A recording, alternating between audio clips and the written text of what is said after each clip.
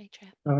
Good afternoon, everyone, members, officers, and whoever else is taking the opportunity to join our webinar today as observers.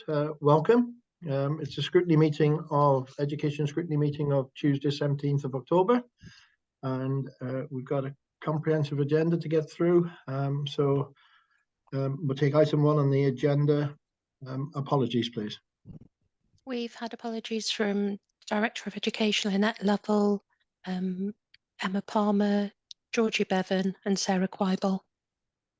Thank you very mainly much. Due to the inspection, the JICPA inspection. Okay, I notice Emma has put in the chat that she's with us for 30 minutes. Thank you for that, Emma.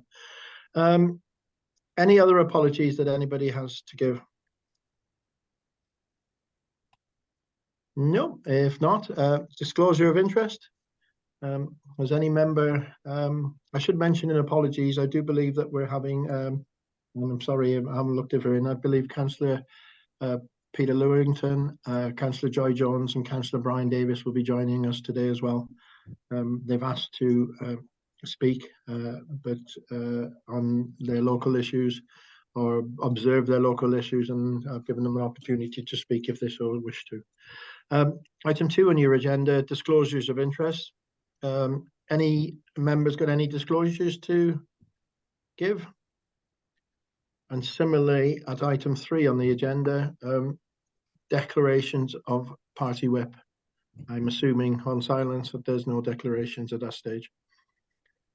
Item 4 on your agenda is schools transformation. We're now moved on to an area in the Newtown Schools Review, some comprehensive documents which we've had to look through.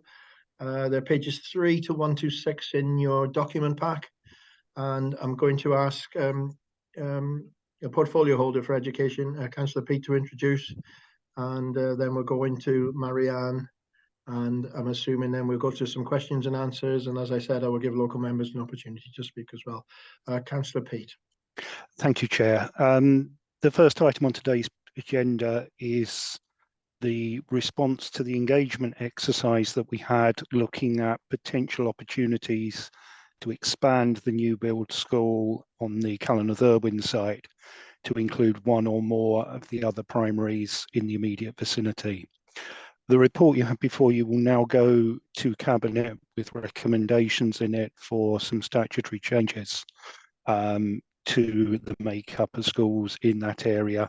I'd like to bring Marianne Evans in as the lead within Transformation, who's been working on this project, to go through it in a bit more detail and answer the technical questions that you might have. Thank you, Councillor Pete. Croeso, Marianne. Please take us through the report, please. Okay, thank you. On the call with me today, I have colleagues Eirig, Towns. I've also got Jim Swaby, Nancy Woodencraft, and Sarah Astley as well. So we've all been working on this project. So a bit of background for you. In September 2021, the council merged Ladywell Green Infant School and Havren Junior School in Newtown. They both share the same site, and we established a new school, so a school Callan-of-Irwin. Since then, we have been developing plans for a new build school for School Callan-of-Irwin. We developed a SOC, a strategic outline case, and submitted that to Cabinet and to Welsh Government. And we have been developing designs for a 300-place school, and these have been developed up to the end of concept design. So at that stage, we were then asked by Cabinet to look at whether the size of the school could be increased, and the initial desktop exercise suggested yes, it could be increased. And on the back of that, then we've carried out an informal engagement exercise with the 2 affected schools, and Ysgol Maes y Rhandir and Ysgol Trewen School, as well as with Ysgol Callan-of-Irwin as well, to gauge views, areas of concerns that we wouldn't have known about, and any other local issues. So that exercise took place before the summer holidays, and you'll have that in your packs, the engagement report in your packs.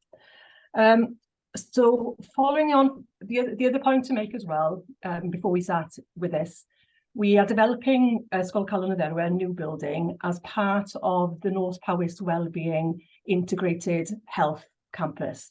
So we've been working very closely with our health colleagues, and the school element is a critical part of the overall critical path for the new campus. The site that we're planning to build Ysgol Calon Dderwen on is the current playing fields of the current Ysgol Calon Dderwen. But be mindful as well that the overall site that Calon Dderwen has currently is being shared with the health campus as well. So we're constrained with the amount of site that we have to look at. So the engagement exercise brought up a lot of new information, and we had really good discussions with staff and governors at the schools, and the engagement was also open to other members, to parents, etc., via an online questionnaire. Once we had the engagement exercise, once we had that completed, we then carried out our option appraisal. So we looked at various options. So you can see there's an extensive option appraisal document within your packs. And we concluded, and I'll just come right to the end of the report. So we've concluded that following the engagement, following the option appraisal, we're recommending that Cabinet approves the start of this formal statutory process on the following proposal, which is to close Treowen School from the 31st of August 2025, to extend Ysgol Calon y Dderwen to include the former Treowen school site from the 1st of September 2025. And then the second phase would see Ysgol Calon Dderwen to move to a new building located on the existing Ysgol Calon Dderwen site during 2026-27, and then the Treowen site would close. So for a while, Ysgol Calon Dderwen would become a dual-sited school, so running both campuses until the new build is ready. I'm sure you've got lots more questions, so I'm happy to answer anything that you have. Thanks for that introduction, Marianne. And yeah, I appreciate there may be lots of questions. So Councillor Lucy, please. Thank you. Aled, I don't know whether I might, can I let Aled go first? Because I think he might be raising the issue that I was going to raise. Okay then. Councillor Aled, the stage is yours. Sorry, I was muted. I was saying you go for it, Lucy. And I'll chip in afterwards. Okay.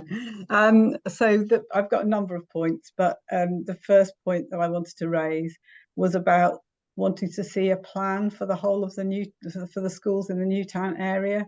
It concerns me, as I know it does Aled, that we're looking at sort of chipping away at different areas of the schools and don't seem to have a plan for the town as a whole. And the concern there is that, as in potentially in this case, you have one school that makes a change and then has to change again at some time in the future. And it would be much better, in my view, if we could address it all in one go. My next question is something to do with is about the Wellbeing Campus and the security that we have or not in knowing that that is going to go ahead. And what would happen if the rest of the development didn't go ahead, and how secure are we in knowing that we will get the funding to build the new school there? Because if that doesn't go ahead, then the argument for merging the other two schools is pretty slim, really. So those are my two initial points. I have others, but I'll wait for others to come in. Yeah, no, two very good questions there, which we'll pause and try and get answers for. Really, I'd ask to into Lucy's second question is that, you know, it's a very relevant question. How confident are we that it can be capital funded as well? So I'll add that to Lucy's question as well, if I could, please. Anybody like a stab in the dark on those 2 points? I'll start. First question, Lucy. So just give you a bit more background as well. So in Newtown itself, there are 7 primary schools, and these 7 primary schools are within 2-3 mile radius. We started looking at the transformation of schools in Newtown a number of years ago when we looked at all the schools, and then we were looking at having a later, well, we took forward that merger. At that stage, the numbers for Maes Rhandir and Trilwen were higher than they are now, so it wasn't feasible to plan for a larger school at that point in time.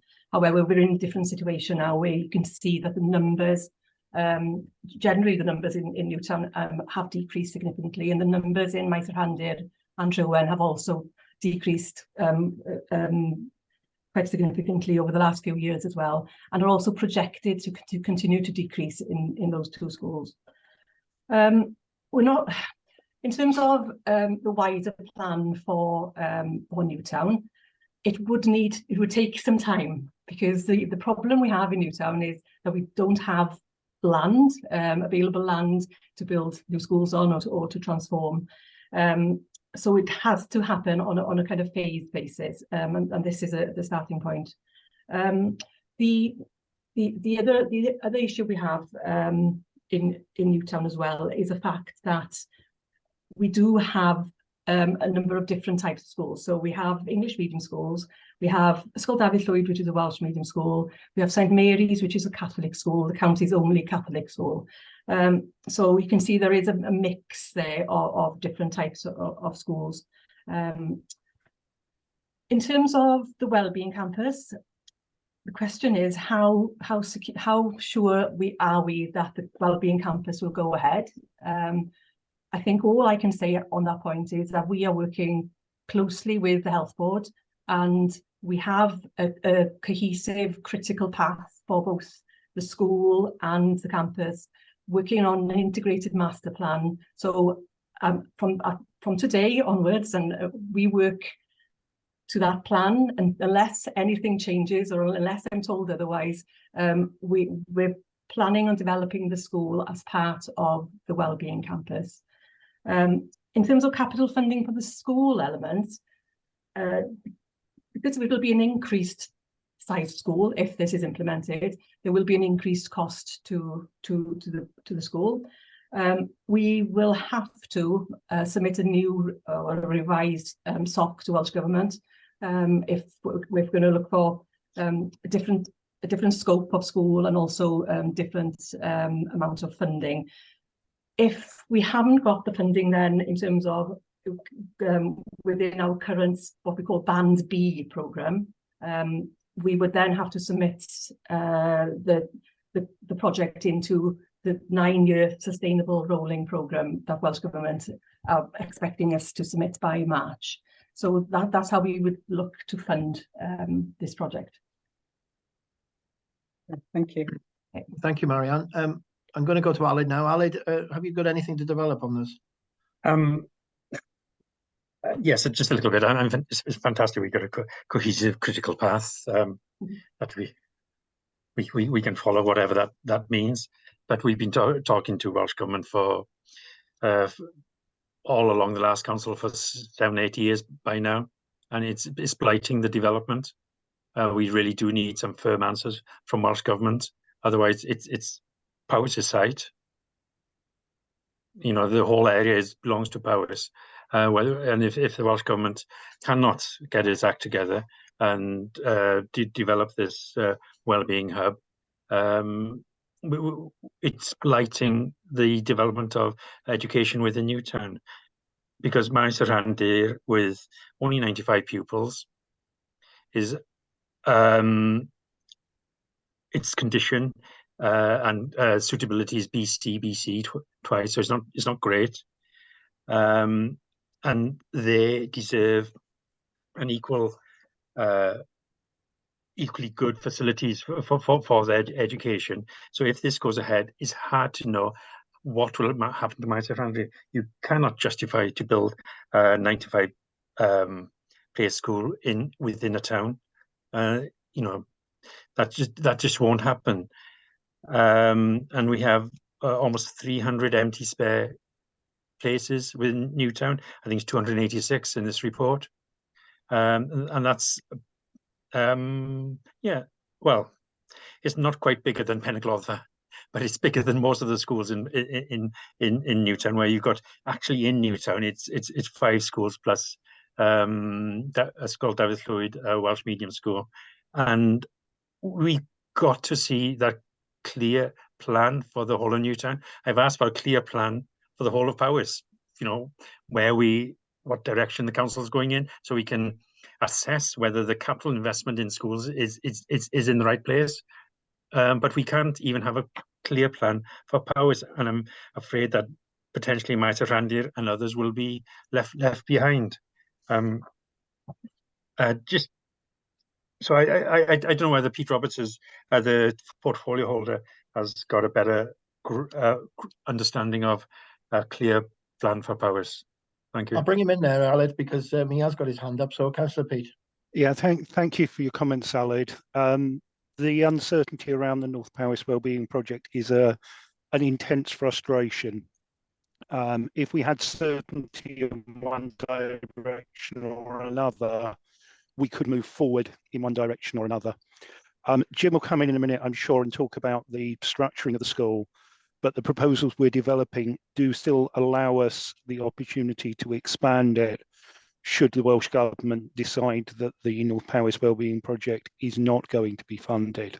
So it's not a complete shut door on a larger site covering all of those 3 schools.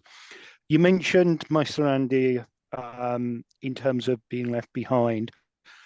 It is a concern. There will need to be additional investment within the building. But the one thing I would highlight is that it is already at a staffing level building up contacts with Ysgol Cadwyn with a view to sharing and taking advantage of some of the facilities that will be available within that school when it opens later this year.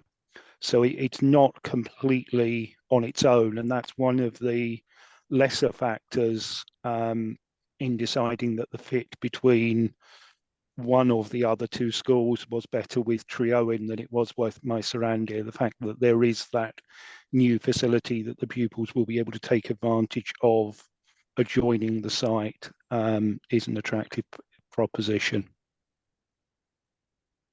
In respect to Penagloddfa and the others, Marianne has highlighted the problem that we have not just in this catchment, but in pretty much all of our catchments now. The mix of church and state schools makes it very difficult to reorganise in a way that might seem immediately logical if they were all of one classification or the other. In this case, it's complicated further by the fact that it is the only Catholic school within the county, which means if we were to look at changes to that site, we would have to go through a lot more work, but at the moment it seems to be sustainable. In respect to Penagloddfa, that is a school that is at or over capacity over the recent years, and to have merged that in rather than one of the other 2 schools on the south bank of the river would not actually have made any significant impact on the exceptionally large and growing capacity issue within Newtown.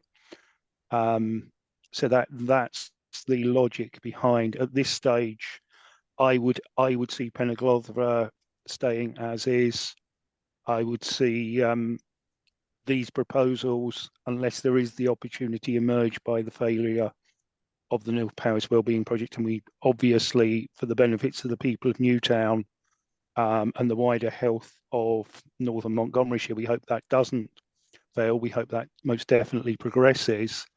This is the best solution that officers can find for meeting the educational needs of pupils within the southern half of Newtown.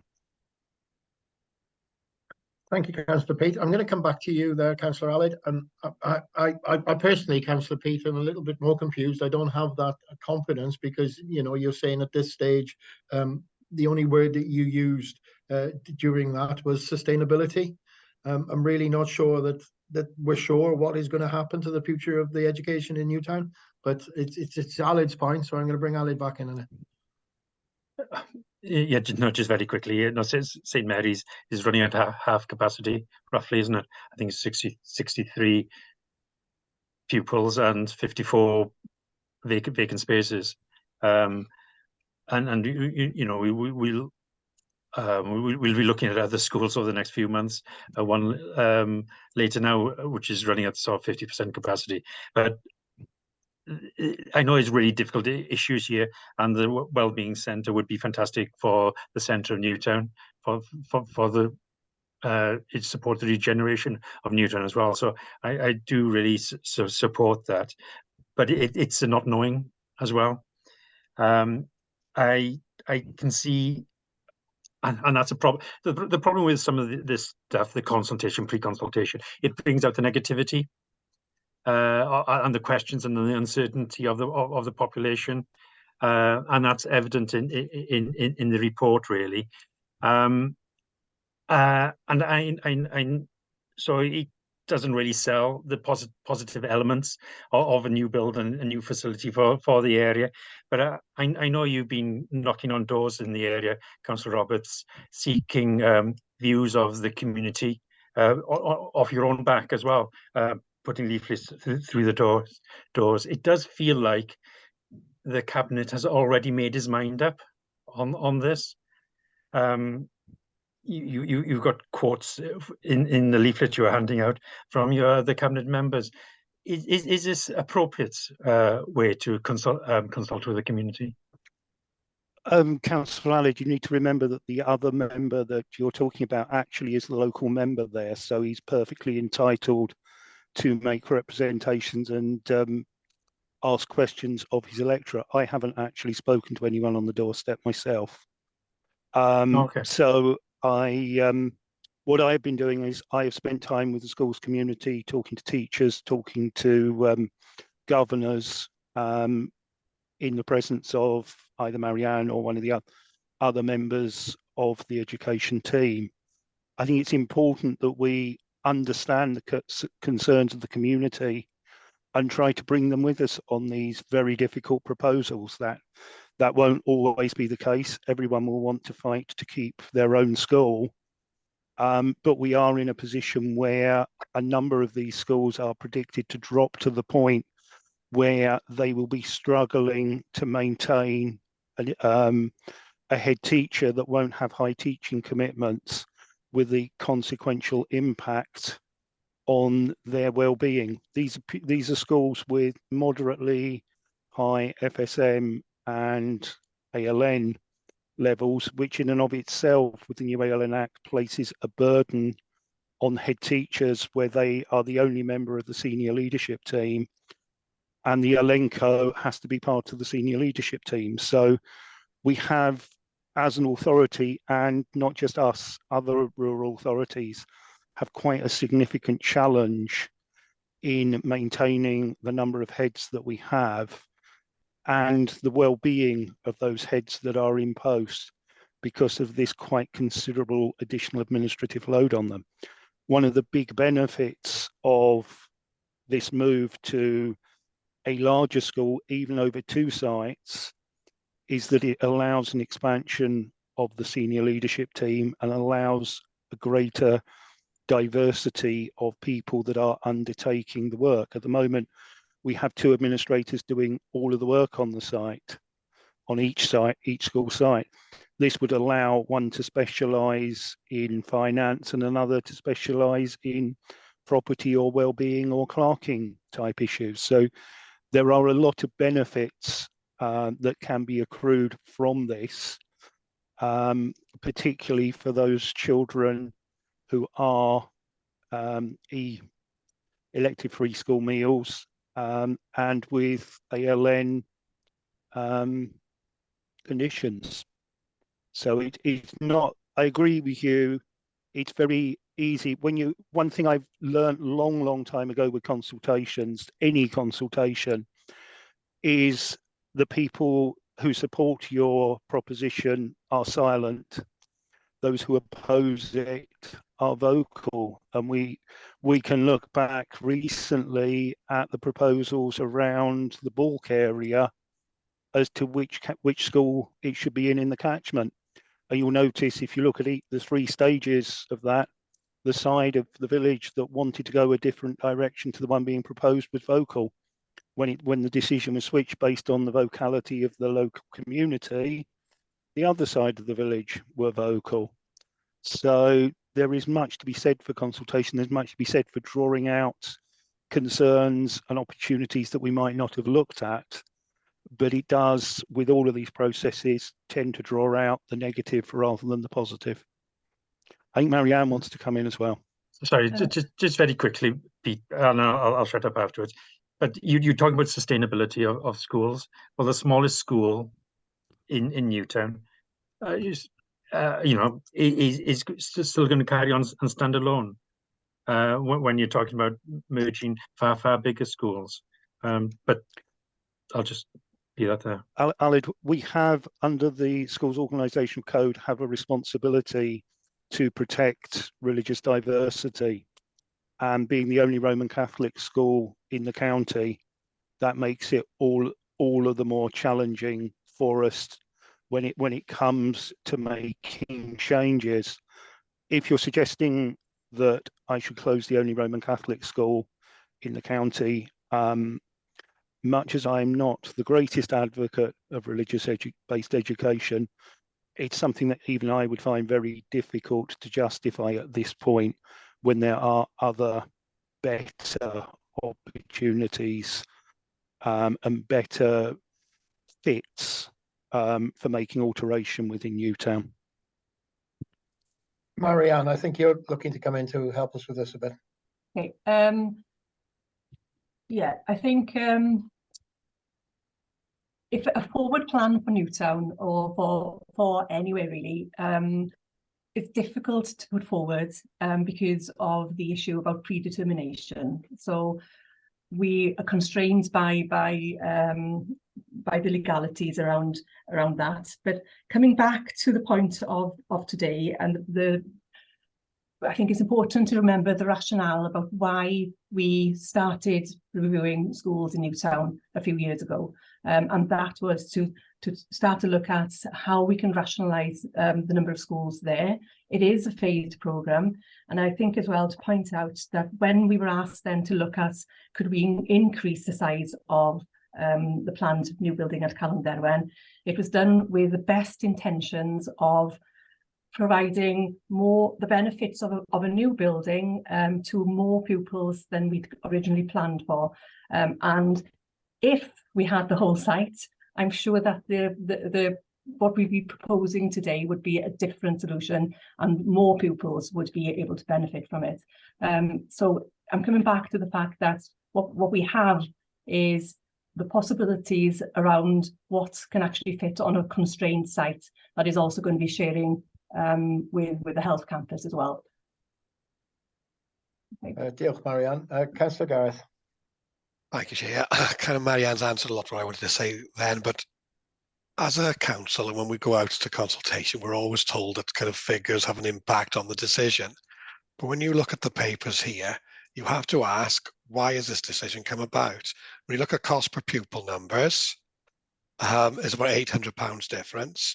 When you look at projected figures, there's a huge difference where they are now and where they're going forward.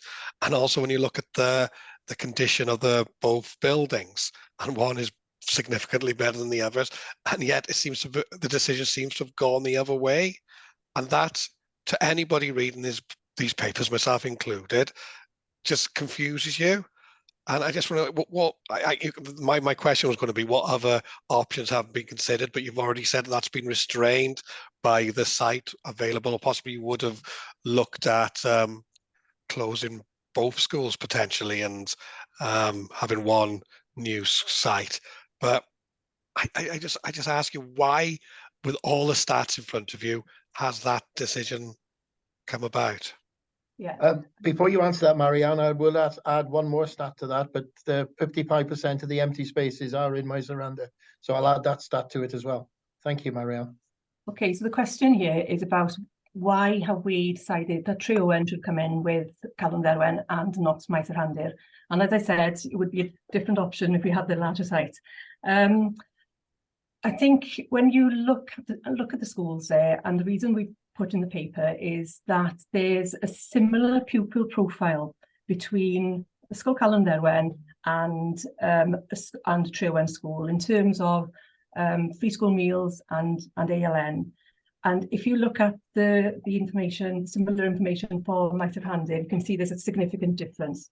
So we're looking at Maes yr Handir having a free school meal profile of 56% of pupils, and an ALN profile of 47% of pupils with additional learning needs, compared to Calon Derwen and Tre Owen having 42% free school meals, 19% ALN, and Calon Derwen 36% free school meals and 24% ALN. So that was a key consideration for us in terms of which school should be paired with Calon Derwen. The other factor to think about as well is if you look at where the pupils, which school the pupils go to, around 90% of the pupils at Maes yr Handir attend Maes yr Handir as their closest school.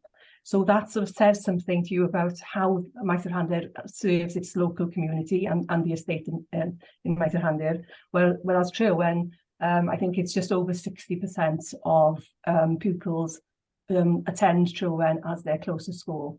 So there's a number of different factors that we need to take account of there as well.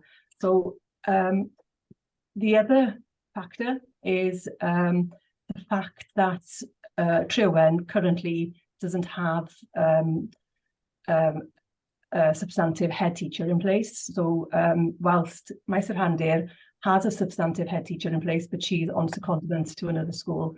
So there are a number of different factors there, but we felt that the fit between the School Calon Derwen and Tre Owen would make the transitioning to a new school easier. Okay. Happy, Gareth? Yeah, but will you allow me to come back? Yeah, go for it. Just so you said about the building, then has consideration been given to like the financial implications and the cost of this moving forward to bring up the school? Everything you said made sense, but the 90% of pupils who attend there are from actually in and around the school. But in relation to the report of the building, that's going to have a huge impact on the financial pressures to bring that school up to scratch. Has that kind of come into the equation as well? On paper, you'd look at it, wouldn't you, and you'd go, okay, that's the school with the highest surplus places, that's the school with the condition issues. But actually, you know, we have to look at other things as well. With the building condition at Maes yr Handir, as with every school, we know there's a significant repair and maintenance required there. We've already commissioned a condition survey. We've got the detail of that, and any investment in Maes yr Handir will be planned over the next 5 to 10 years as part of the major improvements programme. In terms of the surplus places, Gareth, I'll come back to that. So there is a significant amount of surplus places in Maes yr Handir, but I think this reflects the fact that Maes yr Handir was once a very, very big school, and you can see from the historical pupil numbers how large that school was. So it's a question that we need to ask is Maes yr Handir using, how is it using its building? Because that affects the capacity, how the capacity is calculated. So going forward, we would be reviewing the capacity of Maes yr Handir to see whether it's using the whole school or whether there are areas of the school that can be reused in a different way. And I think that would bring the surplus places down then. Okay. Okay, Gareth's hand's gone down, so I'm assuming you're content there. Prynawn Councillor Bryn. I'm just going to clarify. I know we're on Zoom now, so there should be translation, but don't think there is because I've got no option. No, Chair. No. Unfortunately, because of the issues that we had switching between the two providers for the meeting. Don't shoot the messenger, Councillor Bryn. The floor is yours. Iawn, diolch. Good job, I'm bilingual.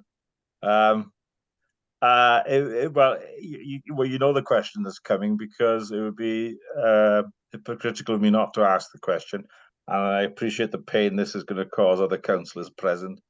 But one of the main reasons, that's the idea of a Welsh medium secondary school to be opened in Newtown. It was the lack of capacity in Newtown. Well, clearly there is a huge capacity available around the town. There's almost 300 primary places available in primary schools, and more in the high school as well. So, I mean, Aled has asked for a big picture print idea, blueprint, and all that. And I appreciate that's very difficult to give, because you'd have to take all battles on at once, whereas in reality you can only afford to tackle one problem at a time. But we need to see the long-term direction of movement. And whilst I mean, I sincerely wish every success. I certainly support the changes that have happened in Llanfair. I know it's another subject, but it has to be, the idea that there wasn't any capacity in Newtown has gone out the window, isn't it, really? So could you address that issue for me, please? Yeah, it's not lack of capacity, Bryn. The issue is lack of space in Newtown, because in order to have a new all-age Welsh medium school, you would have had needed space to have facilities for the secondary element. So that the thing is, we've space capacity. This is dancing on the head of a pin, really. I mean, there is space available. It might be on separate sites, but I mean, we're talking about new buildings for different schools, which is great, and I welcome that. But we just want a school when it comes to Welsh medium secondary education, and it's we're looking at the third version of the WESP in the 7 years I've been on the council. So I can't say it's not possible to be happy with that answer, I don't think. Can I just come back on that then, just to say there is a separate proposal to establish a secondary Welsh medium provision in Bro Cerinion. So, I'll just leave it there. Well, yeah, that was predicated on, it was given that there was lack of capacity, lack of space in Newtown was one of the main reasons, one of the reasons for changing it from Llanfair to Newtown, and then back from Newtown to Llanfair now. So it's not. I don't think I don't think it's reasonable.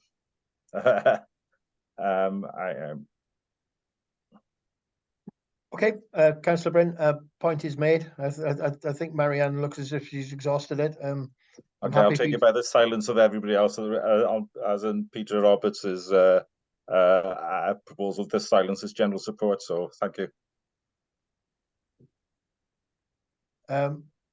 Councillor Allard's indicating.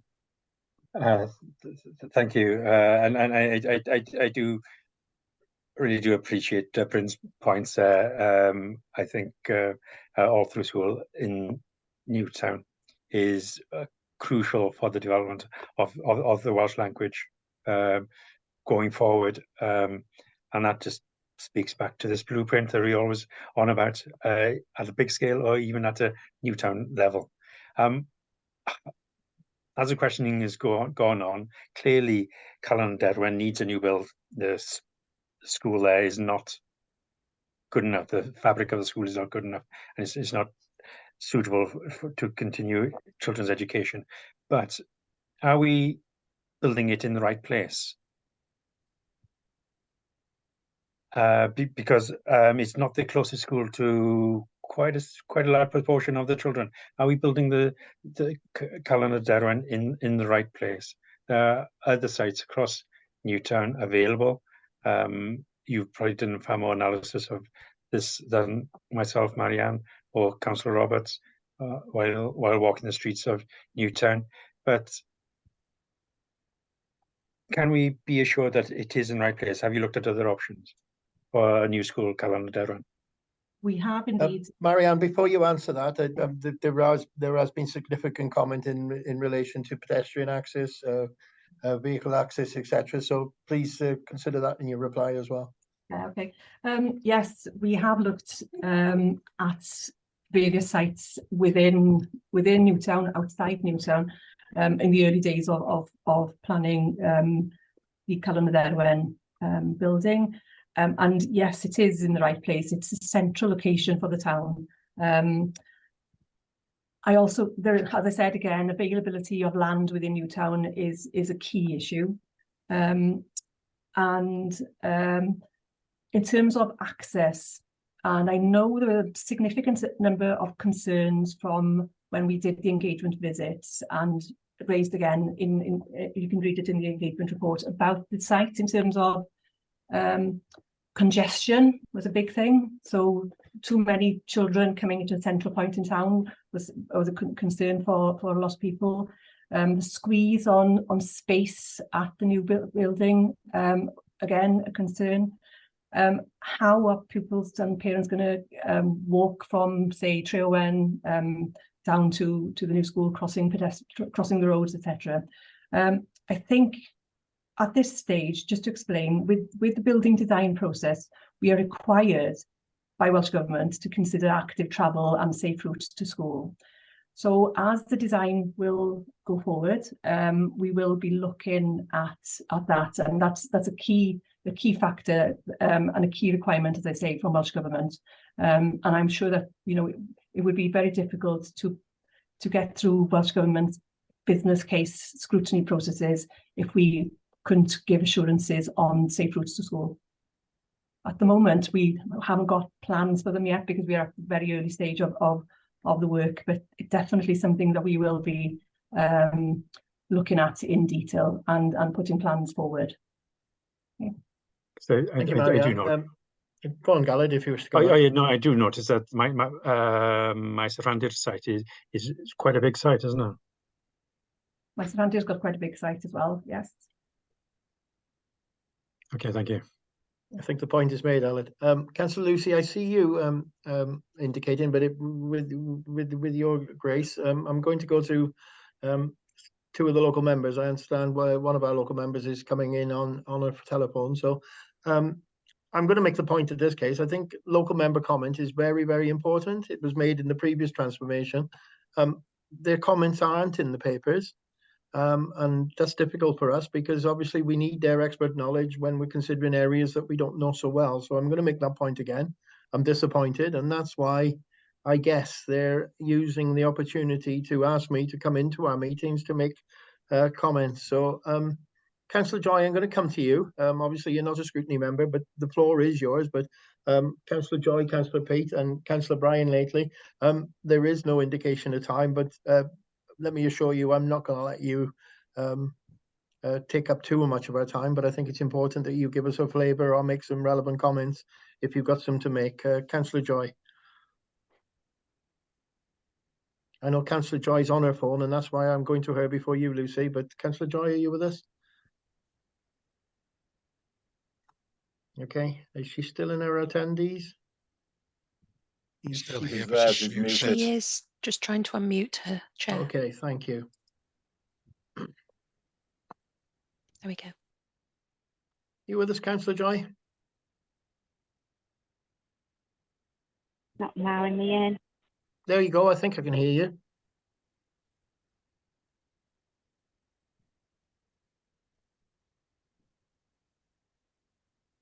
No.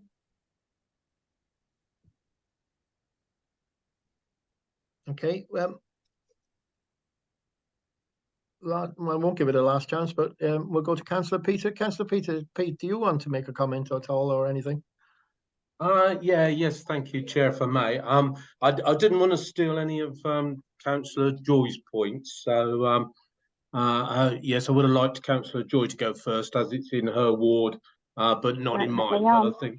Oh, right, Councillor Peter, I'm holding you in abeyance there, but I think we've got some contribution for Councillor Joy now at the moment. yeah, that's fine, Chair. Hello, can you hear me? Yes, we can, Councillor Joy. Oh, thank you. I'm sorry about that. I was having difficulty to unmute. I appreciate you allowing me to speak. I'm very concerned about this, and so are the residents. I've listened intensely to what's been said today.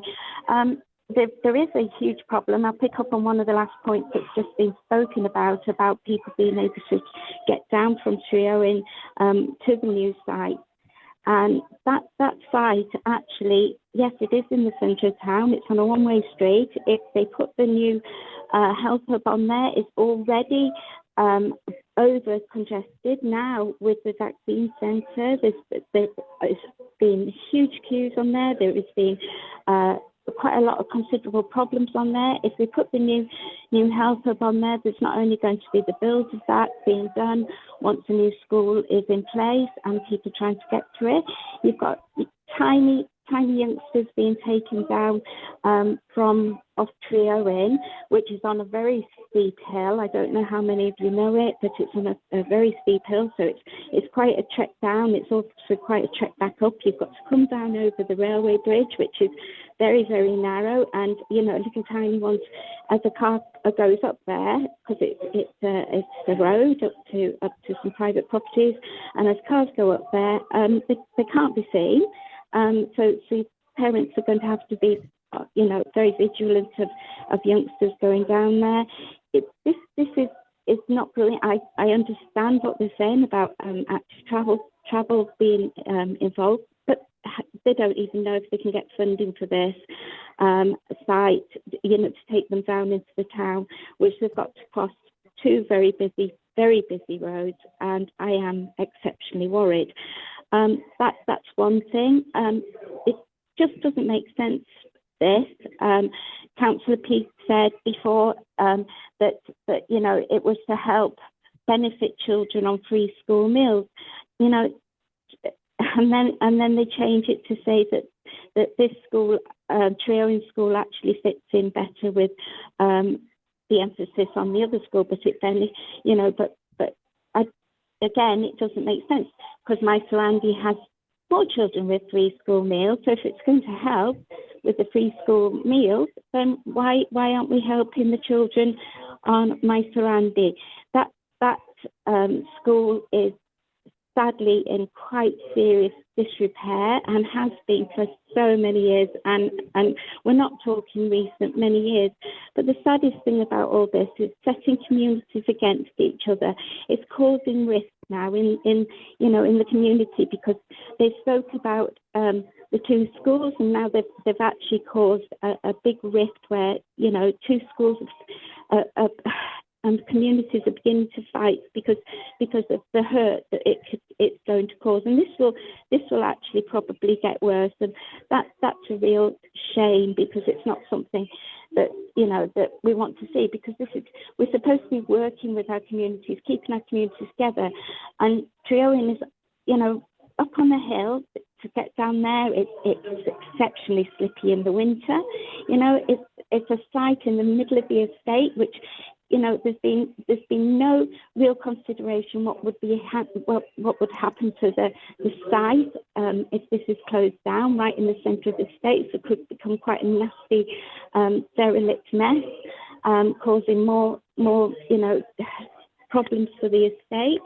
And I have asked, and I got told it could be handed over to community.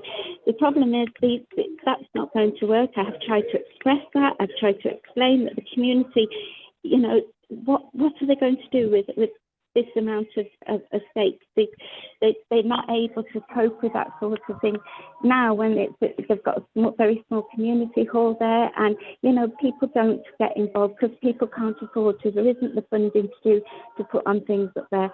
So there's been lots of maybes and could be's. We need it more constructive. We need to know exactly what their idea is. When this first came up, they did the engagement. They went out to the schools and they spoke to the schools. The Cowatorm actually responded with 111 responses. Out of that, there was only 15 positive, because they've been through such a huge situation trying to put the two schools together. Ladywell and Havering, has been such a lot of work done with staff and people, you know, and the governors and everything to try and make it all to one. Really thought they were moving on and really felt that this was actually becoming a vision for their future. And now all of a sudden this has been turned upside down. Treowen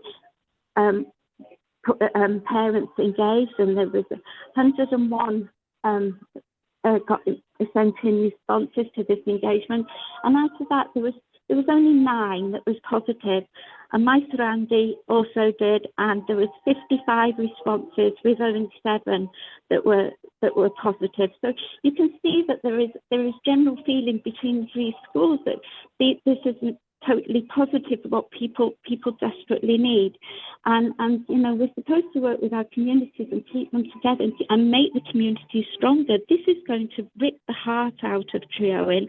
This is going to rip the heart out of that community. The school is a very important factor, and you know, not only that, now it's caused such upset in the school that we'll lose staff, you know, valuable staff. They're going to start looking immediately for new jobs, and that could actually have a very detrimental effect on that school straight away. And that's dreadful that they've been put under this awful pressure, you know. And are they also going to put the school into the same situation again, where they've got to look at their staffing and change, you know, and look at their governance situation and re-look at the whole situation? Because if they're bringing another school in, surely they've got to go through all that again and looking, you know, at what if you're joining the 2 schools, at what staffing can be done. So it's a real problem. And when you look at the figures, it's been brought out today that you know, that it costs more in my Randy per child. It's,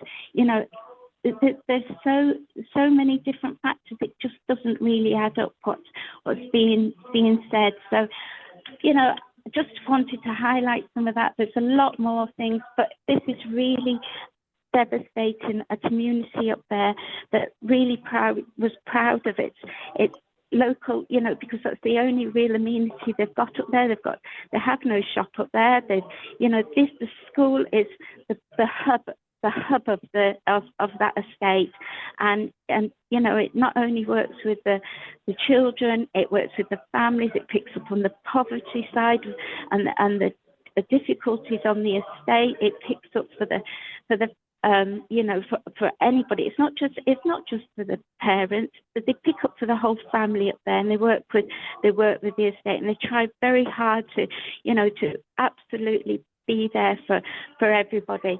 And just very quickly, Chair, if I may. Last point, Councillor Joy, please.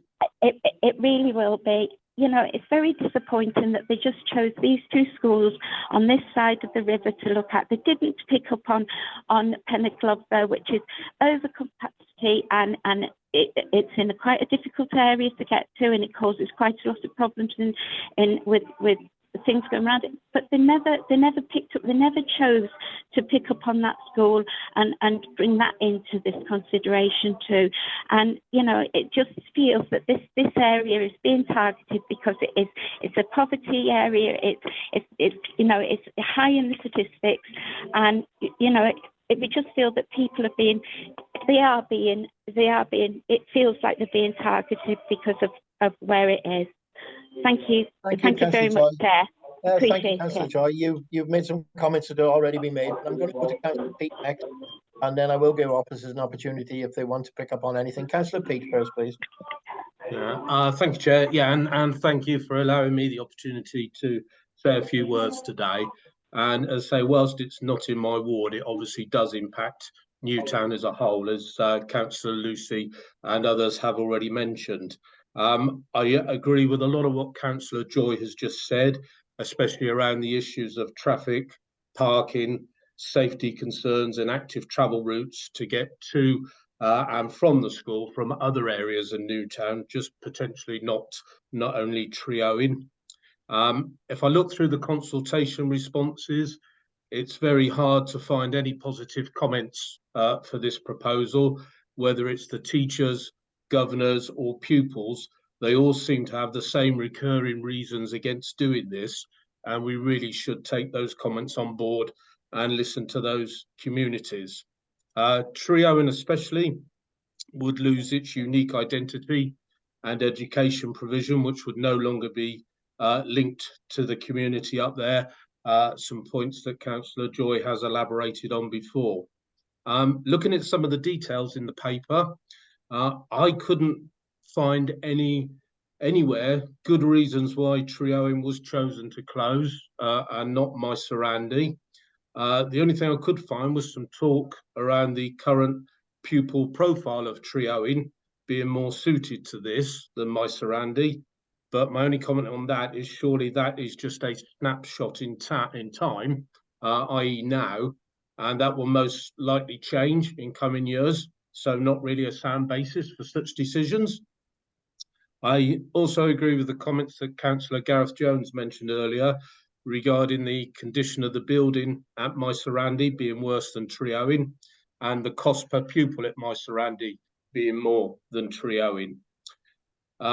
Also would just like to pick up on the point that was mentioned earlier around Myserandi pupils not receiving the benefits of a new modern learning environment that is seen as such a big plus for the pupils of Tree Owen in this proposal. So if we make that decision, are we leaving the pupils of Myserandi behind, as they won't benefit from all the reasons to support closing Tree Owen that have been put forward? Are we not concerned for them? And what really is the plan for Myserandi and the pupils there? Just one final point, if I may, Chair. I was looking at the grids where the 4 options have been assessed, and I was looking at option 3, which says that is not potentially achievable, but option 4 is. And I wouldn't mind understanding in a bit more detail why that conclusion's been reached. And it also says that both option 3 and option 4 may meet the criteria of being value for money. And again, I would have thought we would want to make sure they are value for money before we actually do this. Thank you, Chair. Thank you, Councillor Mead. Marianne, some awful lot of information there from both councillors. Is there anything you want to pick up on either of those? I know some of the points have already been raised, Marianne, so please, if you've answered before, please don't go into I won't. Just to say, Councillor Joy mentioned what would happen to the building of Tree Owen once if it closed. And I think there's an assumption that it would stay there and become an eyesore for the community. But I think we need to look far more positive at the possibilities of what that building could be used for. It could become an asset for the community, but it could also become a centre for other services that the authority may want to provide, such as a family centre, include early years. There's flying start provision currently for two-year-olds in the Tree Owen Community Hall. There's 3+ setting in Tree Owen School itself. So there are options there for thinking more broadly about what that building could be used for in future should this be implemented.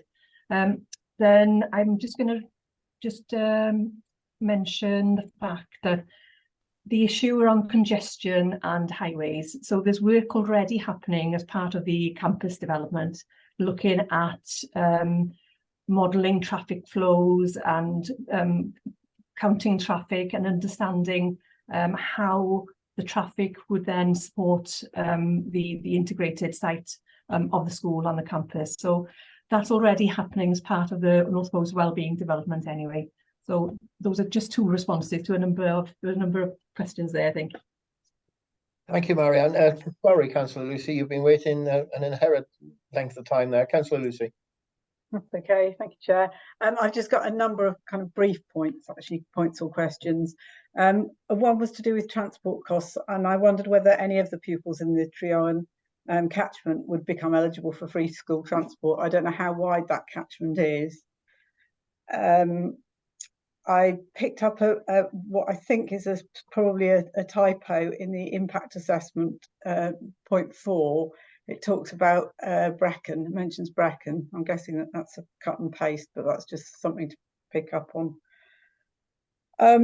We discussed the fact that the site is going to be tight, and that the new school will be built on the playing field provision.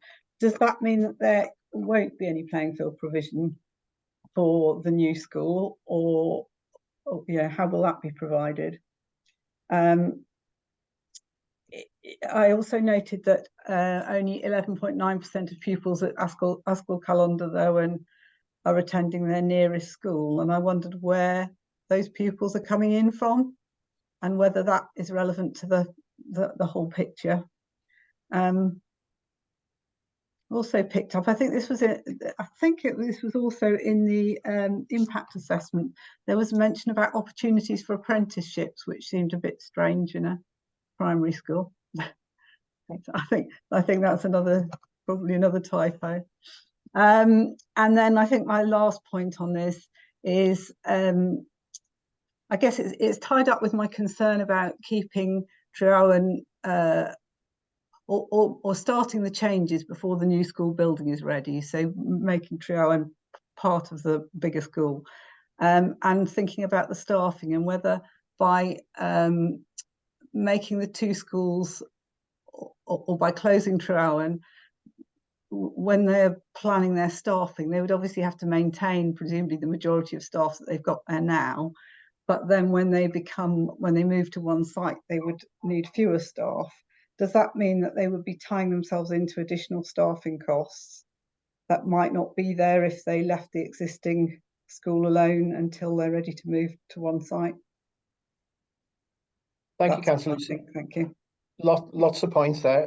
Marianne, before you answer, or Councillor Pete, I'm just gonna add one of them points, because Councillor Lucy has spoke about, Councillor Pete was speaking about well-being of staff, etc., etc. I'm not picking up on the documentation and in the SOC about the view of Ysgol Calanderddowen. How do they view this merger in the first instance, and then a new build of a new school? It's not long since Ladywell Green and Havrin have merged through this process into Ysgol Calanderddowen. Is this process now coming too quickly again? Are we putting too much stress and anxiety on all those who are involved? So I'm adding that to Councillor Lucy's points as well. Okay, I'm going to start. I'll take a few of these points. Jim's going to come in on some points, and I think Eirig may come in on staffing as well. So we'll share it between us now. Okay.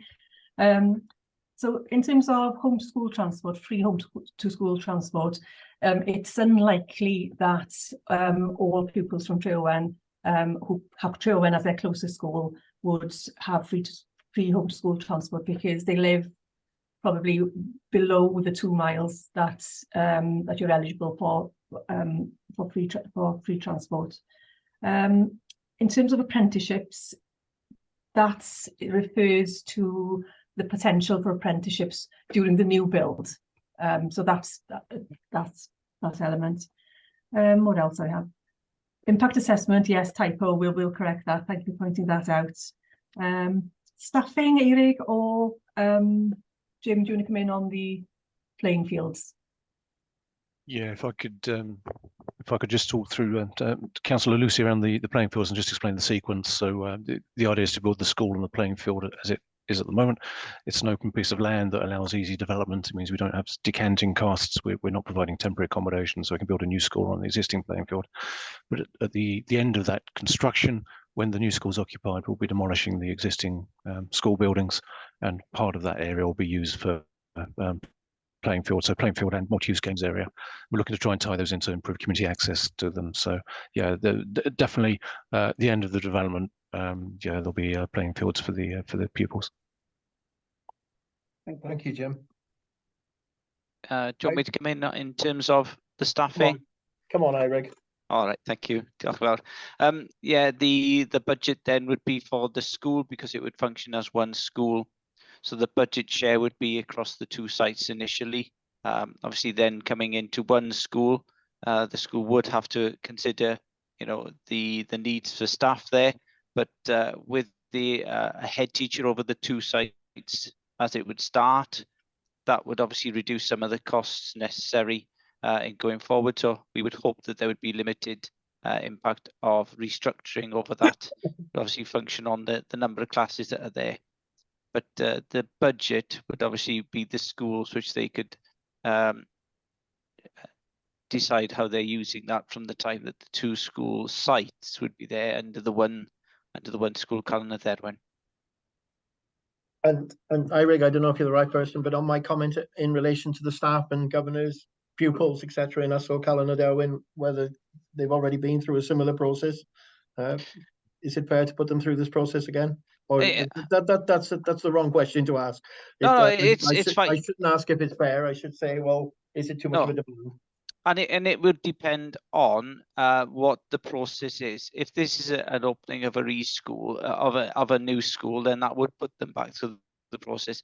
If this is a case of the school or calendar there when now extending into an incorporated Trowyn, that would not necessarily put this put those staff into that situation again, because it would be an extension of the school rather than restating a school and restarting a school.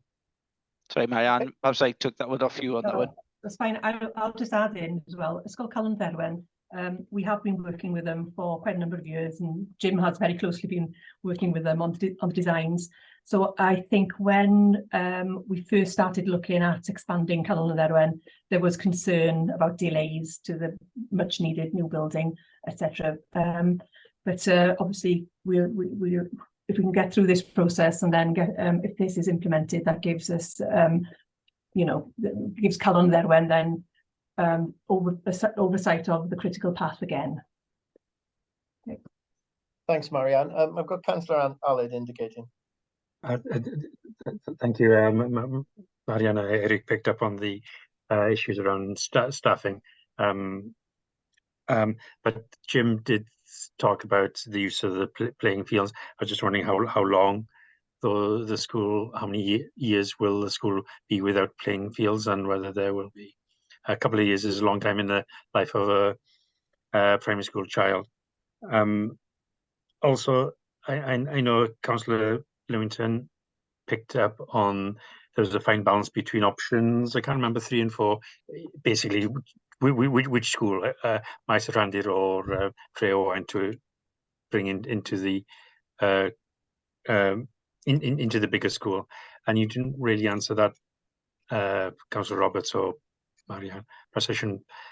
Councillor Roberts should be answering much more of these questions. Sorry, targeting to you, Marianne. But I think with the options, as I said, you know, the rationale for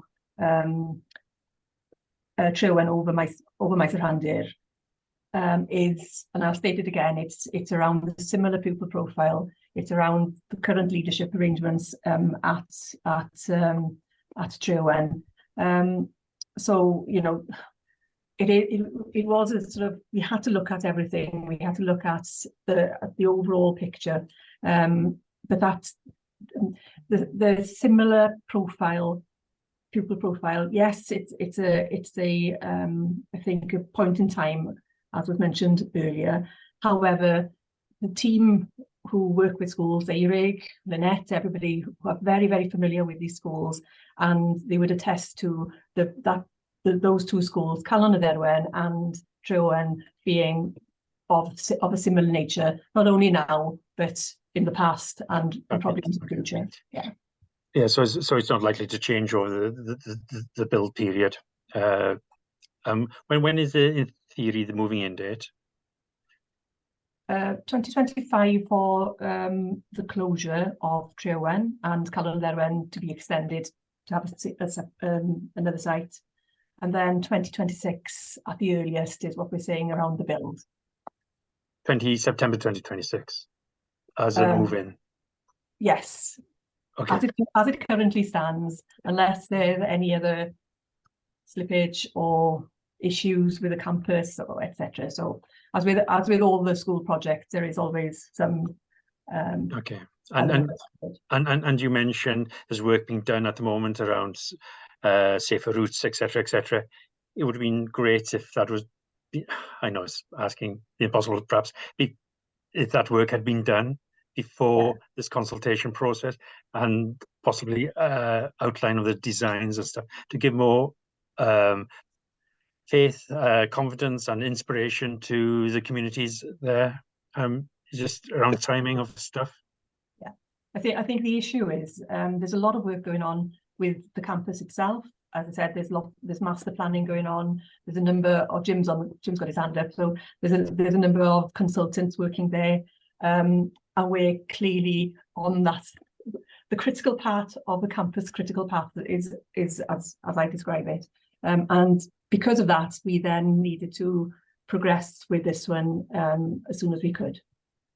Come on, Jim, come back in there. Come on, Jim, come back in. Thank you. I'll just follow up on Alid's comments around the external play areas. Yeah, it'll probably take about a year for the pitch to be formed and to be in a position, a condition where it can be played. That's going to depend a little bit upon the season when we seed it. But in the interim, the school will have use of 2 multi-use games areas, which will provide that's interim provision. And we've managed quite a few schools through this process. This isn't an unfamiliar thing, to build on the playing field, then to redevelop the site of the school. We've done it on good half a dozen schools over the last few years, and managed it with the school body. Thank you, thank you, Jim. Members, we are, well, I am looking to bring this conversation to an end, because I think we probably are circling ourselves on many points here now, and we do need to make some comments. Councillor Pete Lewington, I'm really sorry, but I'm not going to let you come back in, because you're here at my gift, and I think it'd be precarious of me to let you speak again, really. Councillor Gareth will be the last comment, and we really need to form some conclusions if possible. Sorry, Councillor Pete. Thank you, Chair. Can I just ask Marianne for an explanation on page 59 of the report on the standards of education? I'm guessing it's because of the way Eston have changed their way of concluding a school report. But can I ask why there's so many NAs under Maestro Handed when their inspection was in June 22 compared to May of 18, and the 5 recommendations listed for action? Would it not been benefit for us to have seen them to know kind of the stage where the school is at? I think IRIG's coming in with some answers for you, Gareth. Perfect, thank you. Yes, in Wales now, there are no longer any judgments along any categories, so that school would not have any judgments placed against it. Whereas the last time that Treowen were inspected, they still had judgments at that time. So it's just a case of the way that it is now written, is there are no judgments against them. So you cannot compare, what happened in the report from 2018 to what was happening then when Treowen there. The issue that the way to look at it is, at Maestro Handed School, there is no follow-up at the school. So, there are no issues around the education there. There are recommendations, but every school will have recommendations within that period. So we have no issues with the quality of education that's taking place in Maestro Handed School. Thank you, members. Thank you, Eric. Members, there's no other hands up. I'm conscious of the fact that some members haven't made a comment, and I'm going to open the floor to the Scrutiny Committee if there's anybody that's got some comments to make on this. No. Okay. Everybody's had the opportunity now, but rather than go around the room, I've opened it up to the floor. Irig, if you take your hand down, I'd be grateful as well, please. Members, how do you want to make some conclusions out of this? Do you wish to do them now, or do you wish to put some conclusions together in the back office, as it were, and circulate these to Cabinet, or do you wish to make sure that we've got all the conclusions ratified today? I'm in your hands.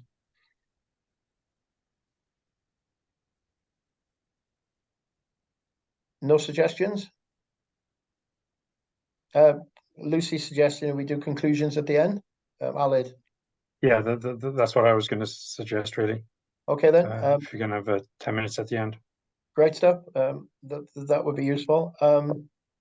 we're moving on to the next item. Members, I'm wearing two hats today, and I've asked the Vice Chair, because this item's gone on for quite some time, I've asked the Vice Chair if he would take us through the next agenda item, so that I can return to a higher authority meeting, if that's okay. Councillor Gareth has agreed. So if members are happy with that, and he will take you through the conclusions at the end as well. Okay, thank you, Councillor Gareth. I will leave you. No problem at all, Gwynfor. Thank you very much for that. Catch up later. Grand. Right, moving on to number 5 on our agenda this afternoon, school transformation, Irvine Valley School. Like the first item, and would like to invite Councillor Pete Roberts to take us through here if he has got connectivity. I understand he is struggling. Councillor Pete, are you with us? Can you hear me, Gareth? It's a little bit tinny, but we can hear you. Have a go. Okay, I'll have a go. Irvine Valley is a small primary school midway between Bilf and Clanwitted Wells. It currently shares a head with a school 11 at Clanwitted Wells. I'm going to pass you straight across to Marianne, because this proposal is not part of the work that we were originally scheduling to do here, but comes about as a result of a sudden decline in pupil numbers, which exposes quite closely the vulnerability of some of our smallest rural schools. So if Marianne would like to take us through this, I will stay in. I can still hear things, but if I'm struggling with reception, I will put any responses I've got in the chat, if that's okay with you, Yep. Chair. Perfect. And you can read them out. Thank you, Pete. Happy to do that. Marianne, please, floor's yours. Okay, so before we start on this, I think it's really important to state how we've got Irvine Valley on the agenda. So the governors of the school approached us before the summer holidays, concerned about what had been quite a recent drop in pupil numbers and then the impact on their financial sustainability. We met with the governors and we explained very clearly that we would be undertaking a review process. And I need to state here that the governors only came to us with their concerns, and they weren't part of the review process or in any way part of the recommendation that has come before you today. This is clearly the work of officers, and I'd just like to reiterate that. So Irvine Valley, a small school, has seen a recent drop in pupil numbers. The reasons for that appear to be a concern about lack of after-school club and the convenience that gives parents.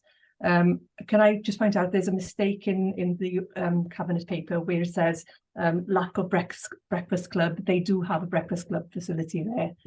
And also parents were getting more concerned about the fact that there are very small numbers in some of the year groups, and then the overall impact of being in such a small class and small year groups on their children's education, well-being and ability to participate in activities, etc. The pupils have gone to a varying number of schools. So they've gone to Bilf Primary School, both the English stream and the Welsh stream. They've gone to Llanelwedd, and they've gone to Newbridge as well. So those are the sort of 3 schools that have picked up these pupils. So what we're recommending here is to proceed to formal consultation to close Irvine Valley School from the 31st of August 2024, and for pupils to transfer to their nearest alternative schools. I think I'll leave it there. I'm sure there'll be further questions. Diolch fawr, Marianne. Who's looking to? Lucy, I can see your hands up, please. Thanks, Gareth. Marianne, I just wanted to ask, it would appear that Newbridge is full and Llanelwedd is almost full. Yeah. So that would suggest that in reality the pupils could only go to either Bilf or Dolafon. So I wondered, for those pupils who are nearest to Newbridge and have to go elsewhere, what would their travel distance be? In terms of the travel distance, I don't have that to hand, but in terms of admissions, if their closest school would be Newbridge, then they would be able to apply for a place.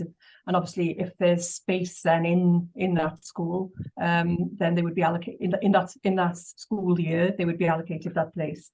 And home to school transport would then be provided to if it was their closest school. And obviously, we won't know until when parents make their decisions and their choices about which school pupils would go to. But if you look at the at where the pupils closest school are, of those remaining in Ribon Valley at the moment, more than half of them are closer to Dolafon than any of the other schools. So you know, we don't know yet until parents have made their decision. Lucy, want to come back? No, that's fine, thank you. Thank you. It's just a concern that pupils won't actually be able to access a space in their nearest school. Actually, sorry, in Bilth, would there be enough space in the English medium? There's 44 places currently available across both streams, so it would be whichever stream they would want to choose, and a lot have, or some have, chosen the Welsh stream from Ribon Valley, even though Ribon Valley is an English medium school. So the option of both would be available to them. Okay. Good. Thank you, Lucy. Councillor Aled, please. You're on mute, Aled. Apologies, Chair. Just following up on Lucy's one around the Newbridge. It is 2 pupils, isn't it? Would admissions, because it's very unfair on those just 2 pupils. You know, the school is already oversubscribed. I can't remember what the percentage was. 105 or 110. I've got the right paper open in front of me, but it would be very unfair to expect those 2 pupils to be bused in an opposite direction, and obviously create quite a bit of additional transport costs as well. Whether the admissions team could, I know perhaps it's too early a stage to consider that at the moment, but I would hope the admissions team would be fairly flexible when potentially receiving applications from those two pupils. The school transport, I was just trying to look at it again. I failed to find the additional cost of school transport, because they are likely to be going in 3 different directions, aren't they? And all these children, including, I assume there's sort of half have almost left the school already, haven't they? Roughly speaking. So they will not be receiving free school transport at the moment, but they will be entitled to free school transport after the closure, won't they? And there's potentially going in 3 different directions. What is the cost? Have you done some estimate of costs of that additional transportation? Yes, we have. Which page was it? Sorry. I'm trying to look myself. Okay. Estimated additional transport costs of 46,000. So based on pupils going to their closest schools. Ah, okay. Page 135, Aled, near the top, resource implications. Sorry, I missed it somewhere. Okay. I found it now. Diolch yn fawr, Marianne. And the free school meals at the moment in the school is 17.6. Has that gone up significantly since half the school has left? Eirik, would you happen to know? The reason it's gone up is because there's less pupils inside the school. So pupils that don't have free school meals have actually left. The ones that have got free school meals have stayed there. Therefore, it looks like the number, the percentage has increased, but it's just because the number of pupils are less at the school.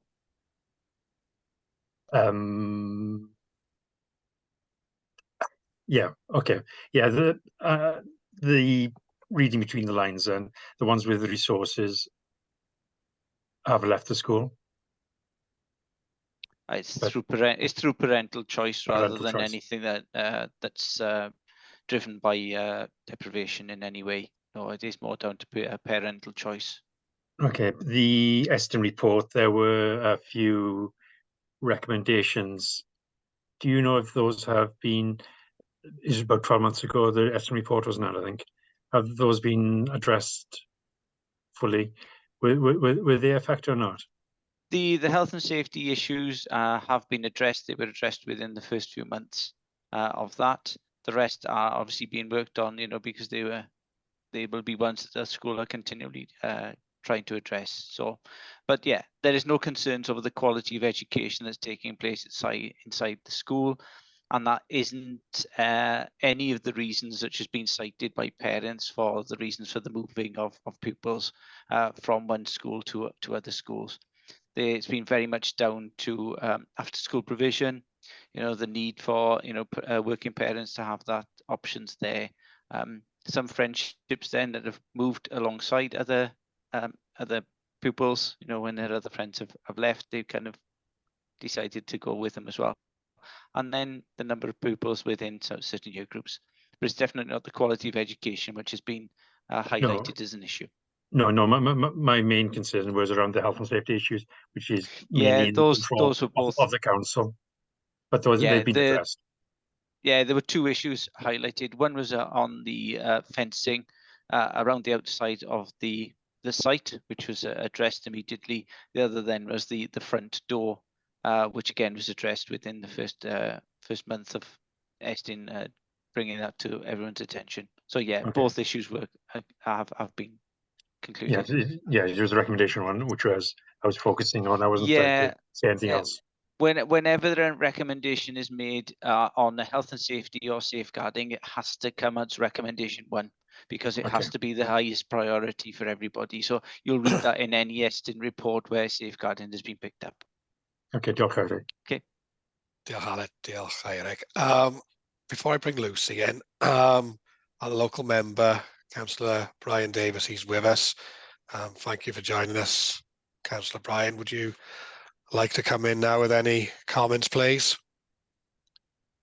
Am I unmuted now? Yes. Yeah, I can hear you. We can hear you loud and clear. Thank you, Chair. Obviously, I've only been involved in the last couple of weeks in this, and a little bit of a shock to the system when I found out there's only 19 pupils there, when my wife used to work there 20 years ago and there was over 100.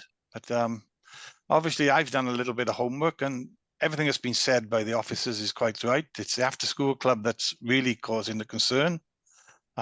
Again, I'll reiterate what Eric said. There's nothing to do with the standard of education by any of the teachers or anything like that. This is all to do with a little bit of peer power. When some children move, the other ones have moved as well. I don't, obviously, I will give this a support of what, after the consultation, of what the parents and the staff want. But I think we're going to wait till the consultation and see how we get on. But again, it's a sign of the times. I think children in the rural areas, there's not so many. Obviously, there's not so many about as used to be. And the Welsh medium in Built has taken quite a few of the children from Garth. So really speaking, I think we are where we are. And I think there's, from the figures I've saw, is it 5 or 6 are leaving this for next July. Whether the parents that have got children ready to come in will want to come there, we don't know that yet. But I think it's wait and see the consultation. And as I said, I'm here to support the staff and the children and see how we go on. And obviously, I'm glad to see that you as a scrutiny group are going through it very thoroughly, which is confidence, nice bit of confidence. Thank you, Chair. Thank you very much, Brian. Councillor Brian, as Gwynfor said previously, always important to have the view and voice of the local member when we're discussing something as sensitive and important to members of local communities. Lucy, you had your hand up previously and you've dropped it. Would you like to come in now? Yeah, I was only just wanting to come back on Alad's point, actually, in terms of the cost of school transport, just to confirm whether that 46,000 takes into account the children who've already moved to other schools who would become eligible for free school transport to those schools, but who aren't currently eligible. Good point. Yeah, I think when the transport costs were modelled, it would have been on the number of children in the school at that time. So I'll just double check with Nancy when the modelling took place, and then I'll confirm again, Lucy. That's okay. Thanks, Marianne. Thank you for clarifying that, Lucy. I assumed it was all for all the children, but good point. Good, thank you. Anybody else got hands up when Marianne tries to find that out? Anybody else got anything to say, or have we concluded our scrutiny on point number 5? Anyone who always keen to bring in everybody? Anybody who hasn't spoken this afternoon? Anybody wishing to come forward and being a bit shy? I won't name you individually, but anybody wanting to? If there's nobody in a desperate rush, Chair, can I bring forward the potential use of the site in the future? I don't know the area that well, and perhaps if Brian's still on the call, perhaps he can help. But is the school or village hall attached to the school? Is there codependence between the two, or is it completely separate? Some village halls are very dependent on the income from the school. Oh, Brian's got his hand. Brian's got his hand. I'm happy for Brian to answer that. No, the village hall is completely separate. It's right across the road on the A483. So the school is completely separate in a, with a lovely, nice playing field and things like that, and there's plenty of space around there. And there's an agricultural field to the back of it. And I'm not sure who owns that. I'm not sure if that Powys or not, but it's a large field to the back of it. It's all on flat ground opposite a small council housing estate. And what does the council, do they intend to declare it surplus, or what is the intention if potentially this I'll leave Marianne to answer that one. Okay. Yeah, we would follow the normal process when declaring asset properties surplus. So first of all, we'd look at and have discussions with the community council around whether there were any options for the community to take over the building. We then consider whether there were any options for council services to go in there, and then there would then be the option of a capital receipt, and we put it on the open market or and sell. So that's the normal process of asset disposal within the council. Okay. Thank you very much, John, Marianne. Can I just come back on that slightly, please? Chair? When that question was asked on the previous paper, Marianne came out with tons of options of potential use for the potentially redundant site in Treorn. It just shows the difference between towns and rural areas and the lack of services and opportunities there are for young families in rural areas. It's quite stark, that choice. The equality of service delivery is non-existent within Powys to some degrees. I got to that's my personal frustration, which I shouldn't really express within this forum, but it is stark. George, Marianne. Yeah, point well made, Aled. Good. I think we seem to have dried up on this. I see no further hands. So, Kath, have you got some? Do we need to go to the recommendations now for both? And I think maybe we can excuse Marianne at this point. I'm sure she's got somewhere else she needs to be. I think we got 20 minutes left on this meeting. Is that, members, are you happy that we go down that road? Yeah, thank you. Good. So can I thank Marianne Eyrig? I'm not sure who else is with us. Jim is as well for your attendance this afternoon. We'll put together some recommendations now, and thank you also to portfolio holder Pete Roberts. So I'm more than happy for you to leave, and look forward to the next time we see you in education. Scrutiny seems to be happening more and more often at the moment. Diolch yn fawr iawn pawb. Thank you, Chair, if you can hear me, and thanks to the committee for some quite probing questions. It's definitely provided some information that Cabinet will take on board. Thank you very much. Do we remain a public meeting to discuss the recommendations now? Personally, I can't see why we can't. How does this normally work? Somebody give me some advice, please. It's entirely up to you, Chair, if you want to go through the recommendations or you want to go into. No, I think we're not got nothing to hide, have we? I'm looking for guidance. We'll carry on as we are. It's public. We're an open and transparent council, so we shall continue to be so. Right, CAF, let's take school transformation from Newtown first, please, on the recommendations. Okay, it's gonna be fun.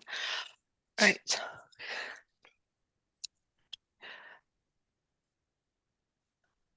Anybody else got anything to shout? Go on, Lucy. Oh, following out. Oh, go on, Lucy. I saw your hand first. Sorry. Yeah, I just have some concerns about. I mean, there's obviously a lot of concern about the closure of Treowen, but I have particular concerns about closing that before we know that we've got the funding for Ascalon. Sorry, I'm the name wrong now. Ascalon. Because I feel, we could find we're in a position where actually that funding for whatever reason isn't available. And I'm not sure that we would actually see sufficiently significant benefits in merging the other two schools without that change. Is everyone in agreement? So that there's overcapacity, isn't there? There's huge overcapacity, and the sooner they move on in some direction, but if it's not an entirely wrong direction, it's sooner the better, probably, isn't it? Well, it won't affect the capacity, though, will it? Because both schools will still be open. So, if they don't get the funding for the new school, because they're suggesting that they will only move the pupils from Treowen when there's a new school open. Yeah, but there's 66 empty places in Treowen now, aren't there? So, I mean, that could be an alternative argument that you move them now, whether or not there's a new build. Well, in theory, you could do it, couldn't you? Yeah. Sorry, I'm trying to look through my notes where we were. So what would you numbers in front of me? What would you like as a recommendation, Lucy? Could you word it?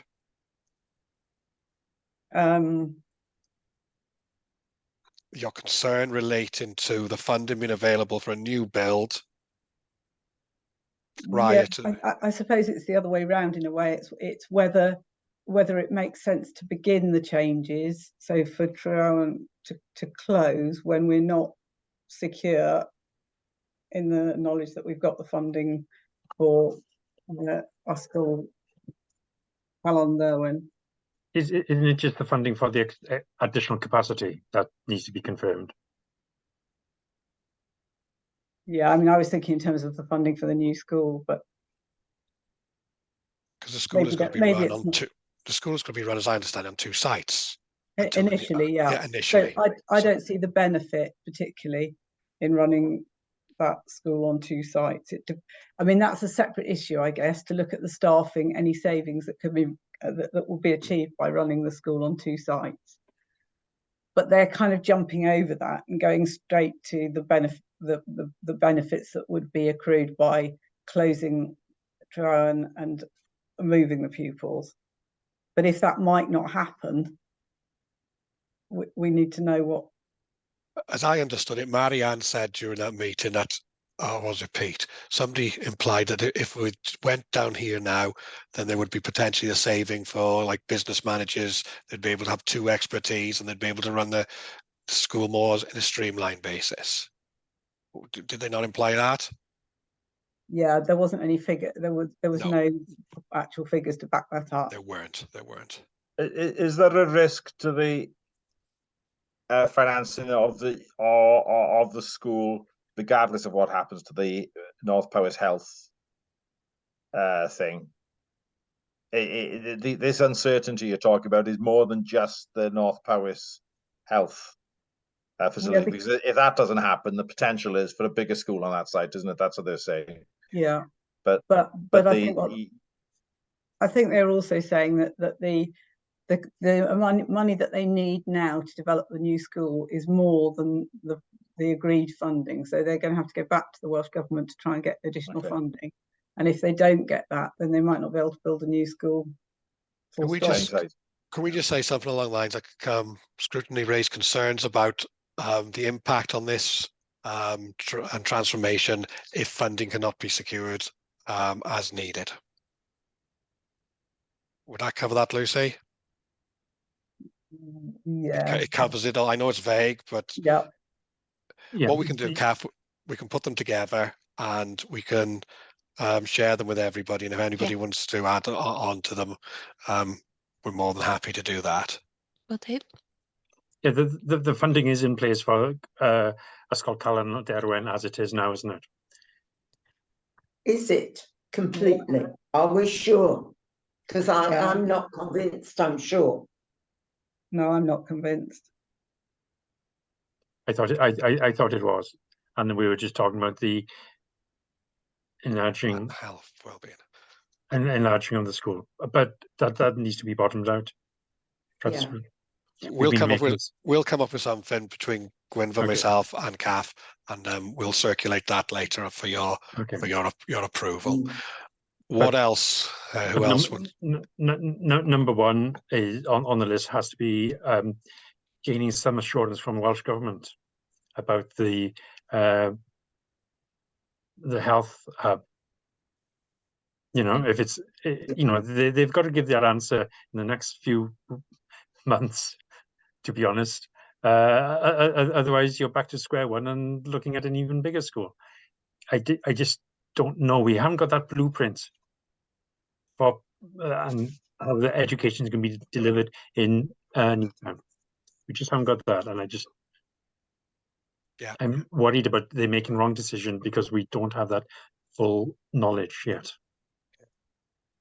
Yeah, that can be put in, and it'd be good to have a theme from every scrutiny that we've raised a concern all the time about a lack of a blueprint moving forward for the whole vision of education, not just in Newtown, but throughout Powys, and that would be beneficial to us in making all decisions that's on scrutinising all proposals that come before and us. it's not just about the primary sector in Newtown, it's about potential all through as well. All through, so sixth form provision, everything. Yeah, exactly. Yeah. Sixth form, especially. Yeah. Yeah, because if the site wasn't going to be used for the health hub, would there be room there to put, to combine all three primary schools plus making it plus something to do or working in the all through schools somehow? Yeah, potentially. Yeah. Good. Yeah, we'll capture that, Kath. Anything else? I'm not hugely concerned about distances, safe walking routes, and that sort of stuff. It would have been good to see it more developed than it is at the moment. We're talking about a 10-minute walk, and the next paper we were talking about a 6-mile journey. There's no comparison, really. I clearly local member has concerns, but to be honest, I'm not so convinced by the arguments put forward there. Do you want to highlight something about not necessarily the walk, but the potential extra traffic, cars coming into that site, which is already congested? Yeah, we need to have clear plans before decisions are made. Yeah. Certainly, ideally before the consultation takes place, but certainly before the final decision after the consultation, there's got to be clear understanding. Good. Anything else? What have you got now? Car 4, have you? Yeah. And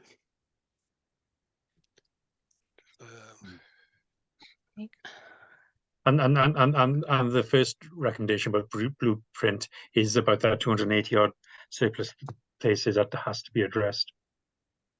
it's easier to do something in a town than it is when you're closing a village school and you have to travel 10 miles. I'm not convinced about the Catholic school argument. I don't think there's anybody from my ward traveling for Catholic education. And again, it's about that equality of provision across the council. Just having one school in Newtown, a Catholic school in Newtown, does not provide equitable provision across the county. Information must be available as to where those pupils travel from, mustn't it? No, I'm guessing there wouldn't be a huge distance, but it would be good to know them. David, I see your hands up, please. David Rediff. Well, I'm just reporting, Chair, that we actually closed the Roman Catholic school in Brecon a number of years ago because of the lack of numbers. Yeah. And there's no alternative sort of provision put in place, David? I can't remember. No alternative was put in place. It just had to go, because there is a thing with the Roman Catholics that they have to have a certain percentage of Catholic children before they accept any other children into the school. Yeah. That was the case in Brecon anyway. I don't know whether it's the case in Newtown as well, but I thought I'd just point out that it has been known to close the Catholic school and there is no alternative provision. Did they not say there was one other in Powys somewhere? Is there some? No. No, there isn't one. Okay. What were the numbers in the Catholic school? 63 and 54 empty spaces. Do we want to put something that we have concern that a school size of that or of that has been almost, is overlooked too strong of a word, when we're being asked to consider closing schools at around 100? That's, from all correspondence previously, a class of big schools, dare I say it. Yeah, but portfolio holder did say there weren't any problems with the sustainability of St. Mary's, which did surprise me. I did pick up in the meeting, but didn't really fully respond to that. So you're happy for recommendation 5 to be on the go along those lines? Yep. Thank you. Where else? Have you got anything from your notes, Kath, please? Sorry to drop you in it. That took the time that we haven't picked up upon in our recommendations. No, it's just the build. A lot about playing fields. The congestion, the playing fields, exactly where all the pupils are coming from when they're going to Ysgol Calon y Ddadwen. Yeah, I think that would be interesting, because I was really surprised by that figure that only 11.9% of pupils there are attending their nearest school. Yeah. Because perhaps you could argue that they should all be, that actually it would be closer for them to all attend one of the other schools, and it should be one of the other schools that we're making bigger. That's right. I asked the question of is Calon Ddadwen being built in the right place? But yeah, I know we're good. Right, are we all happy that we've got 5 or is it 6 now recommendations to go forward? But please, we'll draft them together and circulate them, and please have a contact Kath, myself, or Gwynfor, and we can edit or amend whatever you feel appropriate. By your silence, right, we'll move on to the Eryron Valley School, item number 5. One recommendation I think we said at the time was the admission teams to be flexible with admissions for the other schools. Is that one you wish to go forward? Aled, I think you said it. I think so. I should have spent this time looking up what the percentage over subscription was in Newbridge. I thought a couple more wouldn't make a huge difference, but I've got issues with the admissions, and I want to look into it quite carefully, because there's some poor decisions been made recently, and the impression I get is that it's well, I don't know, it's down to one officer or something, but it's possibly something we need to look at in the future. Good. What other recommendations have we got? Just with the cost of the transport issue, Lucy bottomed out a bit. The 46,000 was it, and was that relative to all pupils or just the current 19? Yeah. I guess it'd be all pupils because otherwise it's a lot of money, but it's worth just checking. Yeah. Do that. The potential use of the site if it does close. Yeah. The town rural argument. Yeah. Yeah.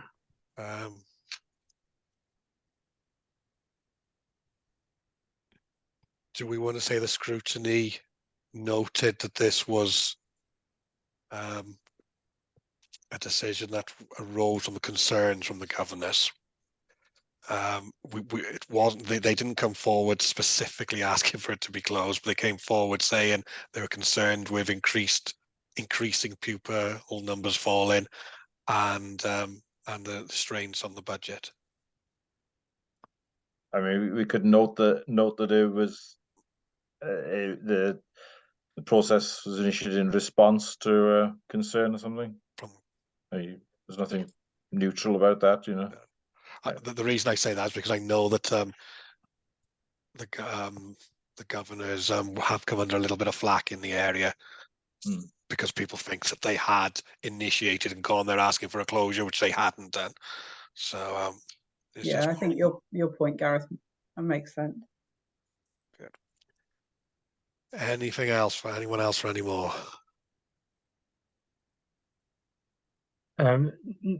No, fundamentally, well, personally, I support the decision to go to consult on potential closure, and then we can revisit it when after the consultation, if anything comes out of it. Yeah. But it's probably the right decision to go to consultation at this, my personal opinion, anyway. Aled, I've just checked, and the new bridge, it's the available capacity is 8.4% over, which is so there are -9 spaces. So, okay. So what's the total capacity of the school? Sorry. Capacity is 107, and they've currently got 116. Okay, so it'd be a couple more would make it. It wouldn't make a huge difference, but depends which class they land in, doesn't it? Yeah. Really? But we'll see. Yeah, but a bit of common sense around admissions is important. A bit of flexibility. Good. Kath, are you happy that we have enough to go on? Yeah, not a problem. Great, thank you. Good, so I think that concludes that. So we've just got item number 6, which is the work programme. To note the future meetings of the committee. Where have you got them for us, please? I can see they're not here. We haven't got any more schools transformation on there, have we? I don't think. So does that mean this is it for now? The reason that this meeting was called was because it was falling between papers going to EMT, so Executive Management Team, and then going to Cabinet next week. As far as I'm aware, there isn't any further schools transformation, but that can change. Sarah, I can see your hands up. Thanks, Chair. It was just a quick one regarding schools causing concern. Schools causing concern. Yeah. I've raised it every meeting, I think, that we've had over the last few months, but I still don't see that on the work programme. And considering we've got 2 schools in the south in special measures, I'd just like an opportunity to discuss what's happening with those. And one in the north, a primary school, that I would have concerns about. Kath, can we look to schedule that in, please? Yeah, of course. Thank you. I think Did we have a bit of a date for a joint one with on school budgets? I can't. Where was that one? Yes, that's on the 17th of November. School budgets. It's joint with finance panel. Oh yeah, the very bottom one. Found it now. Sorry. Will we want something on feedback from the Eston inspection? Would that be joined with children's or not? Is it? I'm not sure. I suppose that depends on when that falls and comes in, and then we'll. Well, it's just a verbal. Well, they have verbal feedback almost straight away, don't they? Yeah, I've got Estin updates. Might not be on yours for the 13th of December. So we've. How many schools are they in now? Well, I know they're in Myford Primary. Are they anywhere else? Newtown High School. Are they? Okay. I think so. Yeah, this week. Yeah, I was thinking more of the school service inspection. Yeah. Sorry. Anything else you'd like urgent attention to put into the work programme? It could be useful to have a verbal update on any inspections, possibly a confidential item on each agenda, because okay. I know the Eston is hoping to go around most of the high schools in North Powys within this school year, isn't it? Before next summer, I think. It's so it would be useful to have a standing sort of confidential 10-minute feedback as we're going through the year. Okay. Can we just close the meeting now? It is past. And we can carry on talking for a couple of minutes. I know Kath has another meeting at 4:30, but I think you're scheduled to finish at 3:30. So thank you all very much for your participation, and the officers have already been thanked. So we'll close the meeting at 3:30, and we'll just continue talking now about